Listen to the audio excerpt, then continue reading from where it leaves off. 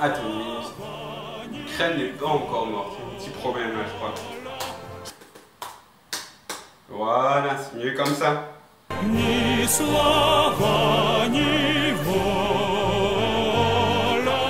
Eh oui, l'Ukraine est encore morte, comme à l'Euro 2012, éliminée dès le premier tour, éliminée dès le deuxième match des phases de groupe, la seule équipe dans ce cas, mais ça elle le doit aussi à la configuration de son groupe avec l'Allemagne et la Pologne à 4 points, les seuls qui peuvent rattraper l'Irlande du Nord, mais ça servira à rien puisque l'Irlande du Nord les a battus et que ça se joue au goal average particulier. Donc voilà, l'Ukraine est éliminée. Ici, on va faire l'autopsie pour cette dernière vidéo, hein. Désolé, vous n'aurez plus le droit au crayon de couleur pour le reste de l'Euro.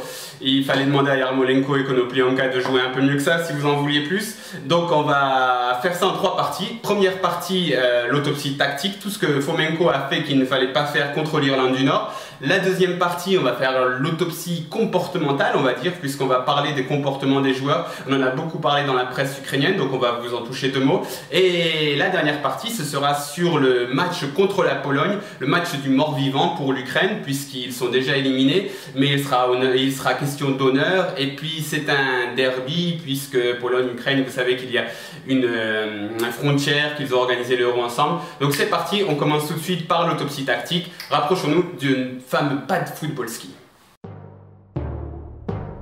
Alors à un joueur près, voici la composition que Fomenko a alignée contre l'Irlande du Nord. Avec, on a dit, donc Piatov comme d'habitude, qui n'a pas fait d'erreur dans cet Euro, hein, et la ligne de 4, Shevchuk, Rakitski, Khachérédi, Fedetsky, Stepanenko, Sidorchuk, et on voulait un troisième milieu, on n'a pas eu, on a eu Konoplyanka, Yarmolenko, Seleznov, et donc la surprise qui n'en était plus vraiment une, c'est qu'il nous a remis l'ami Kovalenko ici. Donc Kovalenko, on rappelle, Kovalenko qui joue réellement en équipe professionnelle du Shakhtar Donetsk depuis mars, donc depuis moins de 3 mois. Il n'est pas tout le temps titulaire. Il est un grand espoir, mais il avait 2 sélections avant cet Euro. Et donc, comme ça, Fomenko a décidé de lui donner les clés du jeu. On vous avait dit que c'était n'importe quoi parce que donc forcément il est inexpérimenté, forcément il s'est fait extrêmement bouger par l'équipe d'Irlande du Nord et forcément il y a eu un énorme trou ici qui n'a pas été compensé, même si Kovalenko a essayé de faire des retours, tout ça, ça a servi à rien. Donc l'Ukraine n'a pas pu causer de problème aux Nord-Irlandais dans cette partie-là. Donc a fait quoi? Donc est parti s'enfermer sur les côtés, est parti faire des centres qui ont servi à rien du tout. Ils ont fait ça pendant tout le match, ils vous ont fait des centaines de centres qui n'ont servi à rien du tout, exactement ce qu'il ne fallait pas faire. Ils n'ont pas répondu aux défis physiques. On a eu donc au milieu de terrain, on va se rapprocher encore un petit peu pour voir ça avec le milieu de terrain. On a eu Stepanenko qui était un peu plus bas que Sidorchuk, donc Stepanenko qui a couvert ça.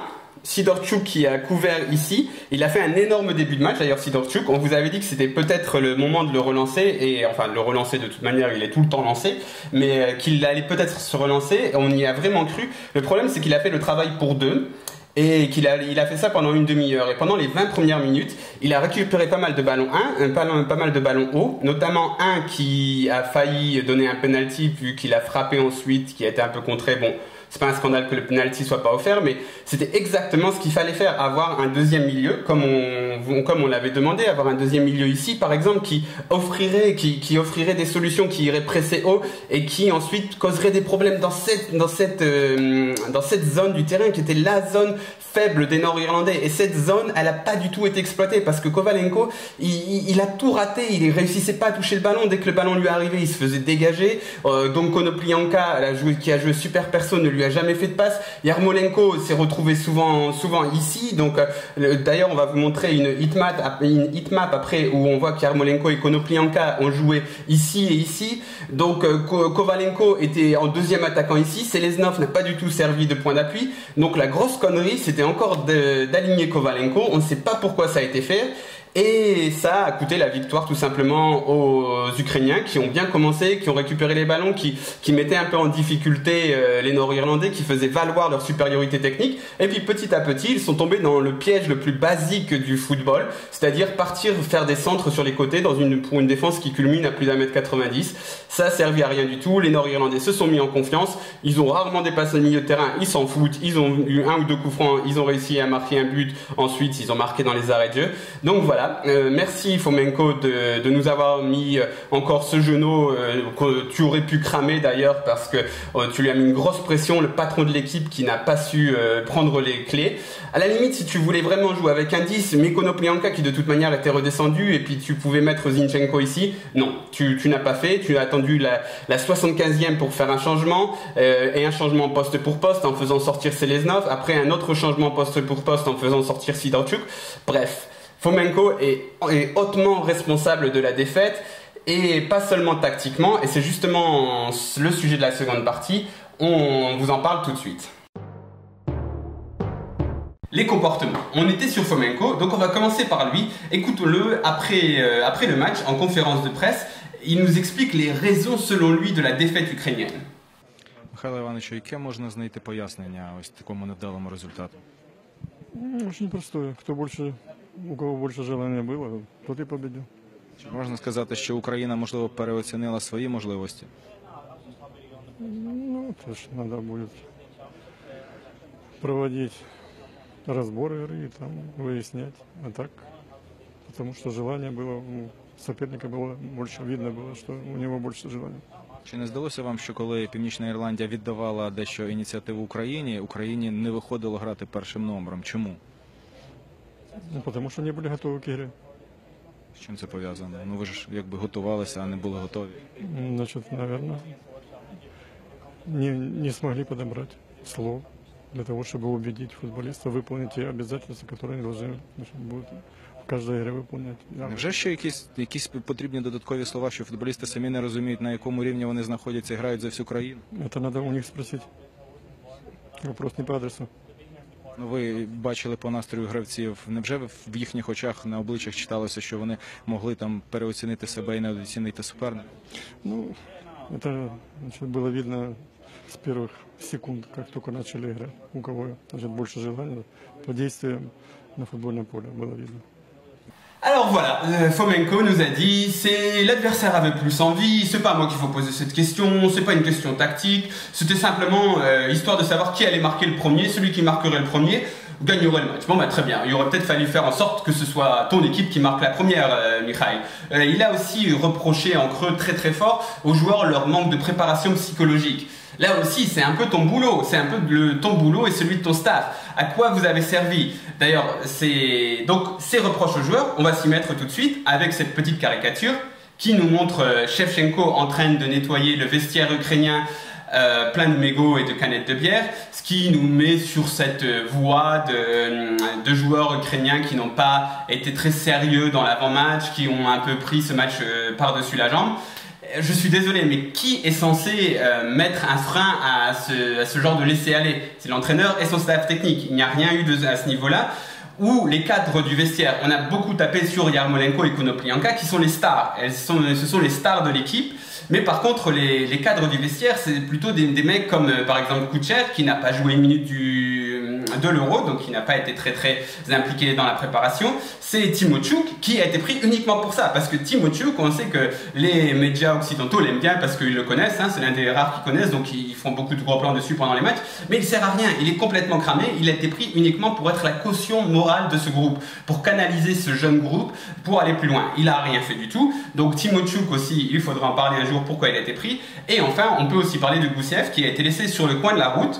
Certes, Gusev n'a plus ses jambes de 20 ans, certes, il est un peu cramé, mais il sort d'une bonne saison avec le Dynamo, et surtout, c'est le genre de joueur qui est excellent pour la cohésion d'une équipe, parce que lui, on est sûr qu'il aurait canalisé les jeunes, il connaît tous les joueurs qui sont dans cette équipe, donc il aurait pu faire ce lien, mais on l'a laissé à la maison, on a pris des jeunes, rien n'a été fait, donc encore une fois, on a jeté cette équipe, mal préparée psychologiquement, personne ne leur a expliqué l'importance de ce match.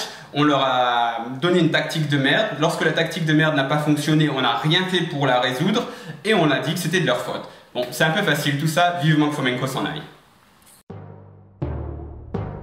Alors c'est le moment de faire l'aparté culturel. Pourquoi ces vidéos s'appelaient l'Ukraine n'est pas encore morte? C'est simplement parce que c'est la traduction de l'hymne national ukrainien, Che ne umerla Ukraini, mais c'était pas tout à fait correct parce que c'est en fait Che ne umerla Ukraini, ni slava ni volia, qui veut dire en fait l'Ukraine n'est pas encore morte, ni sa gloire, ni son envie. Donc c'est ce qui va être en jeu pour ce match face au voisin polonais, un voisin polonais avec qui il y a une riche histoire. Donc la gloire et l'envie et un peu restaurer le blason de cette Zbirna.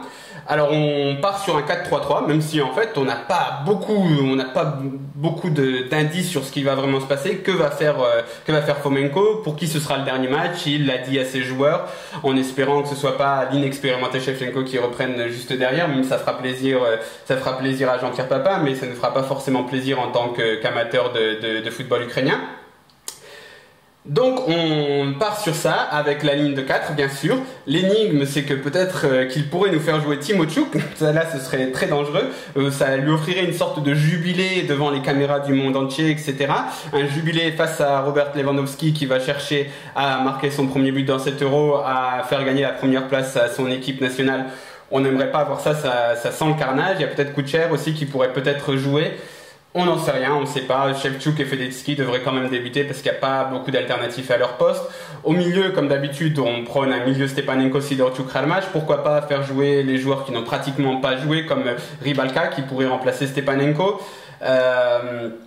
Bon, s'il ne veut pas nous faire jouer Kharlamach et qu'il veut à tout prix jouer avec un meneur de jeu pour ne pas faire ce qu'il a fait pendant 3 ans avant en jouant avec un milieu à 3 mais en jouant avec 2 milieux défensifs plus un milieu offensif, qu'il nous mette Konoplyanka, au moins on aura un meneur de jeu qui aura les épaules, même s'il se foire, bon bah c'est déjà un joueur plus expérimenté. Arrêtons de massacrer le pauvre Kovalenko qui doit continuer son apprentissage.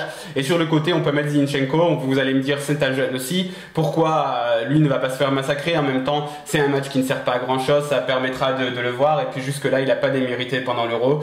Donc voilà, on n'a pas beaucoup d'indices sur ce qui va se passer. On espère que Timochuk ne sera pas aligné dans un duel face à Lewandowski, ce serait terrible. Pourquoi pas ne pas voir Boyko aussi, qui est un excellent gardien, qui est tout le temps sur le banc pour Piatov, même si Piatov, on l'a encore dit, n'a pas démérité dans cet Euro non plus.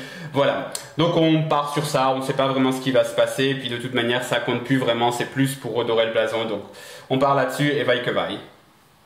Voilà, c'est fini pour cette série de vidéos, mais l'équipe nationale ukrainienne ne l'aura malheureusement pas fait durer. Les crayons de couleur et le feutre, le grand feutre, vont avoir le temps de prendre la poussière, puisque la prochaine compétition internationale qui a normalement lieu, dans laquelle l'Ukraine aurait pu participer, est la Coupe du Monde 2018 en Russie. On imagine franchement mal les Ukrainiens y prendre part avec les relations tendues entre les deux pays, voir les symboles de l'Ukraine dans des stades, etc. Ça me semble quand même un peu compliqué pour le moment. Il faudra sans doute attendre l'Euro 2020 pour revoir donc l'Ukraine au plus haut niveau. Et donc voilà, nous on va se laisser là, mais on vous encourage à continuer à nous lire sur Footballski pour tout savoir sur le football ukrainien, russe, polonais, football des Balkans, tout ce qu'il y a à savoir sur le football de l'Est et sur Footballski. On vous laisse là, à bientôt.